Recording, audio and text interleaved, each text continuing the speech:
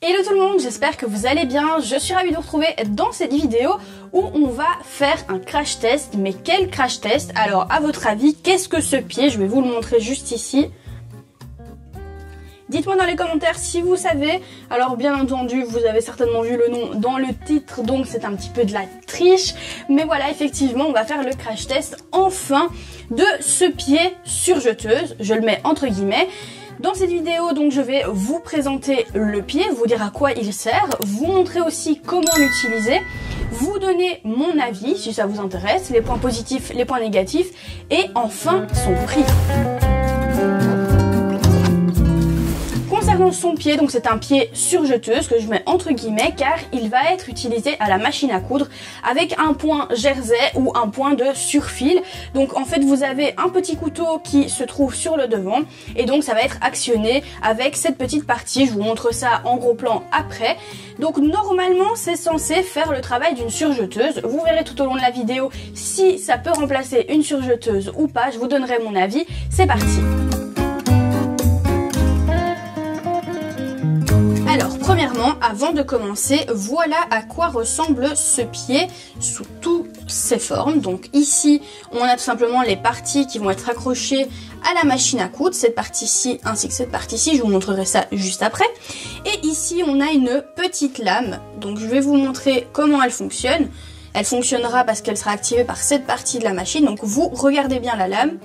Cette lame va se relever comme ceci. Et ensuite, elle va redescendre pour couper le tissu. Donc vous allez voir que c'est très simple à utiliser, c'est simple à installer. Maintenant, je ne vous promets pas que ce soit de la qualité.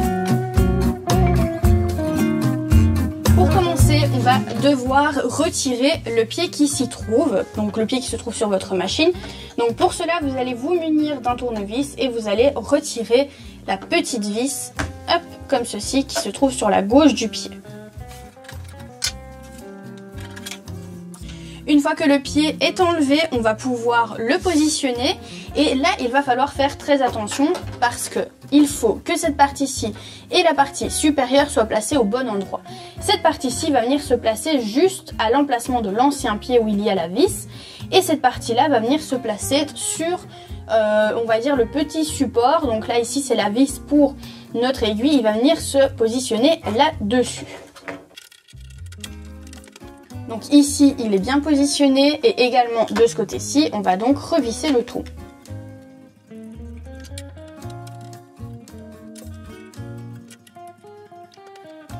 Une fois le pied placé, on va pouvoir passer au crash test.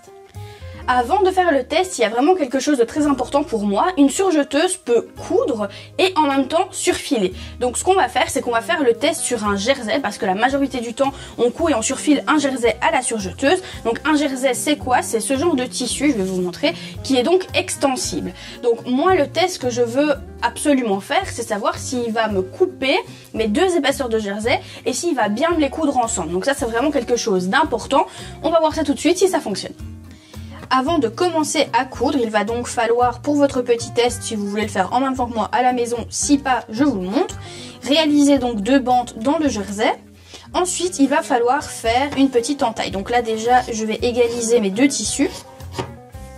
Et il va falloir faire une petite entaille d'à peu près 2-3 cm pour réaliser en fait notre couture. Donc là volontairement j'ai découpé à peu près à 2 cm du bord pour voir si ça va quand même bien couper aussi bien qu'une surjeteuse. Une fois que ça c'est fait, on va pouvoir faire les réglages et donc en l'occurrence ici je vais me positionner dans un point que j'aurais utilisé tout simplement pour coudre mon jersey. Je vais y arriver sans ce pied, donc je vais me positionner sur le pied que je vais vous montrer à l'instant. Concernant le point que je vais utiliser, je vais me mettre sur le point E que vous voyez juste ici. Donc pour cela, je sélectionne le point avec ma petite molette. Ensuite, au niveau de la longueur, je suis sur une longueur de point 2. Vous pouvez vous mettre plus bas ou plus haut en fonction de ce que vous souhaitez. Et il est également très important de vous mettre sur une largeur de point 5. Donc moi ici, je suis bien sur 5, comme vous pouvez le constater. Donc c'est parti, on va pouvoir faire le test. On va donc se positionner de la façon suivante. Donc c'est-à-dire qu'on a notre entaille et notre entaille, on va la mettre juste au niveau de notre couteau.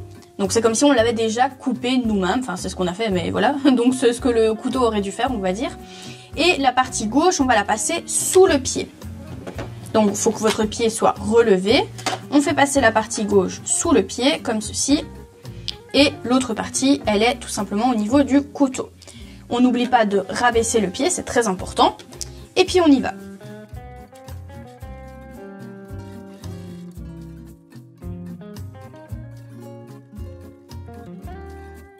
Bon, déjà là c'est un échec parce que la première partie a continué à se couper, mais la deuxième pas du tout. Donc là, voilà, je sais pas si vous voyez, celle-là n'a pas continué à se couper alors que la première oui. Donc on va refaire un test. On va voir si c'est moi qui ne sais pas l'utiliser ou si c'est tout simplement la machine qui ne fonctionne pas. Enfin, le pied du moins.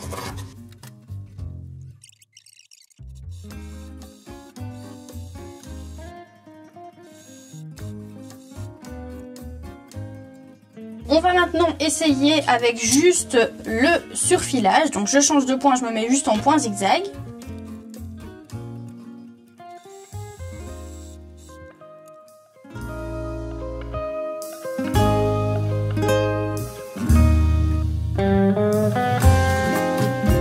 Vous avez vu comment faire fonctionner ce petit pied-ci. Alors honnêtement, on va commencer déjà par le rendu. Donc je vais vous montrer, j'ai mis la couture donc des deux jerseys ensemble ainsi que le surfil l'un à côté de l'autre pour que vous puissiez voir de vous-même. Bien sûr, vous ne voyez pas assez parce qu'il y a trop de lumière, je pense.